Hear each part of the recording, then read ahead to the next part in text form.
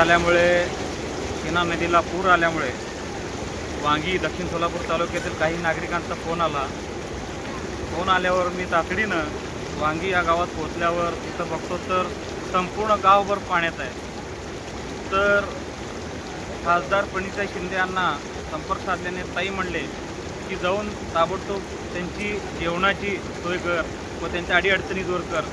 तर या ठिकाणी येऊन बघतात तर पूर्ण वांगी गावातील सर्व नागरिक या मंद्रुप वांगी रस्त्यावर त्यांचं जे काही अख्खं संसार आहे त्यांनी स्वतः उचलून या ठिकाणी घेऊन आलेत आणि त्यांनी रस्त्यावर आज 2 दिवस झालं काढतायत।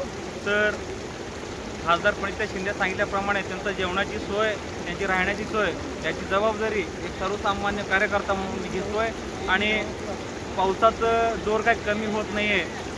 कारण प्रशासनालाही देखील मी विनंती करतो की तुम्ही अजून देखील वांगी गावात काही लोक आहेत, वांगी म्हणल्यापेक्षा शेना नदीकाठच्या अनेक गावामध्ये लोक आहेत। येणाऱ्या काळात अजून वडकबाळ पुलाला साधारणतः 4 मीटर पाणी वाढण्याची शक्यता आहे। त्याचे नियोजन लावून लवकर प्रशासनानं या मदत कार्यात लक्ष द्यावं ही विनंती करतो।